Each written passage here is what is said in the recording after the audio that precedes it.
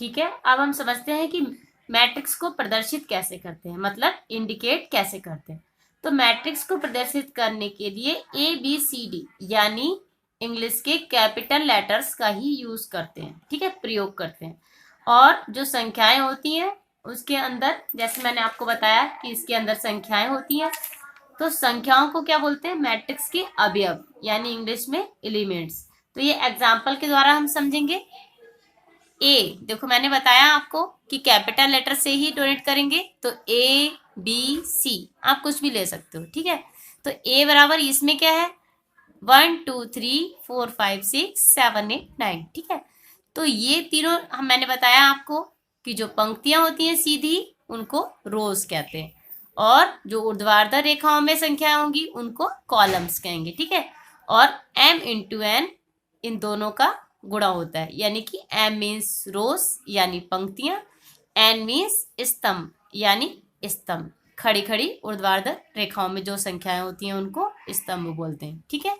इस मैट्रिक्स में आप देख सकते हैं कितने अवयव हैं, 3 3 6 3 3 9, यानी कि आप कह सकते हो कि इस मैट्रिक्स में 9 अवयव या एलिमेंट्स हैं, ठीक है। अब हम पढ़ेंगे मैट्रिक्स की कोटि या क्रम। इसको इंग्लिश में क्या बोलते हैं, ऑर्डर, ठीक है। हिंदी में कोटि या क्रम। तो जो मैंने आपको अभी बताया m इंटू एन, यही मैट्रिक्स की क्या कहलाती है, पंक्ति और कॉलम, पंक्ति और स्तंभ दोनों का गुणा m इंटू एन, ठीक है। तो ये होती है मैट्रिक्स की कोटि। a बराबर m इंटू एन, यानी m बराबर पंक्तियों की संख्या कि आपकी कितनी पंक्तियां हैं, n बराबर स्तंभों की संख्या कि आपके मैट्रिक्स या अवयव में कितनी संख्या है। फॉर एग्जाम्पल हम समझेंगे। पहला एग्जाम्पल क्या है, देखिए 1 और 2। अब आप ये देख सकते हैं ब्रैकेट्स, इसमें आप पहचान सकते हैं कि ये अवयव का एग्जाम्पल है। अब इसमें आप देखिए 1 2, ये क्या है, पंक्तियां, ठीक है। तो पहले कोटि क्या होती है, m इंटू एन, यानी m गुणा n। तो पहले हम लिख देंगे 1 2, यहाँ पर 2 क्या है, पंक्ति है यानी कि 2, ठीक है, 1 2, समझ आया। उसके बाद हम देखेंगे कि स्तंभ कितने हैं, यानी कि खड़ी रेखाएं कितनी है। तो आप देखिए खड़ी रेखाएं इसमें कितनी दिख रही है आपको, केवल एक। तो 2 गुणा 1। अब ये हमारा हो गया मैट्रिक्स की कोटि, ठीक है। ये हो गया आप एक ही जिसमें नंबर था। अब मैं आपको और एग्जांपल देती हूँ। नंबर 2 एग्जांपल में आप देखिए 1 2 3 3 4 5 2 1 3।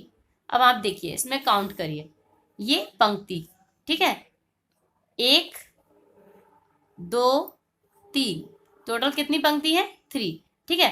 अब आप यहाँ 3 लिख लीजिए। अब आप स्तंभ काउंट करिए, 1 2 3, कितनी है, 3। तो 3 गुणा 3 मतलब 3 गुणा 3, ये क्या हो गया, मैट्रिक्स की कोटि इस मैट्रिक्स की। पहले एग्जाम्पल में हमारा आया 2 इंटू 1 यानी 2 गुणा 1। दूसरे मैट्रिक्स में हमारा आया 3 गुणा 3, ठीक है। ये हो गया मैट्रिक्स की कोटि। इसके बाद हम पढ़ेंगे मैट्रिक्स के प्रकार, यानी मैट्रिक्स कितने प्रकार के होते हैं, ठीक है। सबसे पहला मैट्रिक्स है वर्ग आव्यूह, ठीक है, वर्ग आव्यूह। अब नाम से आपको समझ आ रहा होगा वर्ग, वर्ग का मतलब क्या होता है, वर्ग का मतलब होता है और जिसका रूप क्या होता है, ऐसा आपको दिखेगा, जिसकी चारों साइड्स आपस में बराबर होती है एक तरीके से, ठीक है। तो आप देखेंगे इसकी परिभाषा इसी के अकॉर्डिंग होगी। यदि पंक्तियों और स्तंभों की संख्या बराबर हो, ठीक है, तो उसे वर्ग मैट्रिक्स कहते हैं। मतलब अगर 2 पंक्ति हैं तो 2 ही उसकी स्तंभ होंगे, 3 पंक्ति हैं तो 3 ही उसके स्तंभ होंगे, ठीक है, समझ आ गया। अब एग्जाम्पल हम समझेंगे। अब देखिए एग्जाम्पल नंबर 1, 1 2 3 4। अब आप इसमें देखिए 1 2, पंक्ति भी 2 है, ठीक है, 1 2, कॉलम भी 2 है, यानी ये कौन सा अवयव हुआ, वर्ग अवयव, ठीक है, समझ आया। एग्जाम्पल नंबर 2 देखिए 2 3 4 5 6 8 2 3 2 5 1, ठीक है। अब आप इसमें देखिए पंक्ति देखिए 1 2 3, ठीक है, पंक्ति कितनी है, 3, 1 1 2 3, स्तंभ कितने हैं? 3, यानी ये क्या है? वर्ग अवयव। अब आप एक चीज और चेक कर सकते हैं, देखिए आप इसमें आपको चौकोर वर्ग जैसा दिखाई दे रहा होगा, मतलब इसका आकार एक वर्ग की तरह है। ठीक है, वर्ग ऐसा होता है जिसकी चारों साइड्स आपस में बराबर होती है। ठीक है, समझ आ गया आपको? इसके बाद नंबर 2, और एक चीज और, वर्ग अवयव में m बराबर n। ठीक है, यानी कि यहाँ पे दोनों संख्याएं आपस में क्या होंगी? बराबर होंगी। जितने ही वर्ग उतने ही, जितने ही स्तंभ उतनी ही कोटियां होंगी। ठीक है, स्तंभ और पंक्तियां दोनों की बराबर होंगी, यानी दोनों कोटि आपस में बराबर होंगी। नंबर 2 देखिए क्या है? आयताकार अवयव। अब आयत का आकार आप समझ लेते हैं। आयत कैसा होता है? आयत ये होता है जिसमें आमने सामने की भुजाएं बराबर होती हैं। ठीक है, अब आप आयताकार अवयव की परिभाषा देख लीजिए। यदि पंक्तियों की संख्या कम और स्तंभों की संख्या ज्यादा हो तो वहां पर आयताकार मैट्रिक्स या अवयव कहलाएगी। ठीक है, कहने का मतलब है कि पंक्तियां ज्यादा और स्तंभ कम। ठीक है, पंक्तियों की संख्या कम और स्तंभ ज्यादा। ठीक है, तब वह आयत जैसा बनेगा। ठीक है, देखिए 1 2, कितनी पंक्ति है? 2। ठीक है, स्तंभ गिनेंगे 1 1 2 3।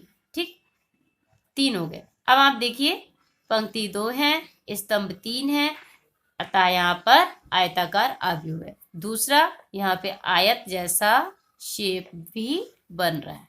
ठीक है, समझ आ गया?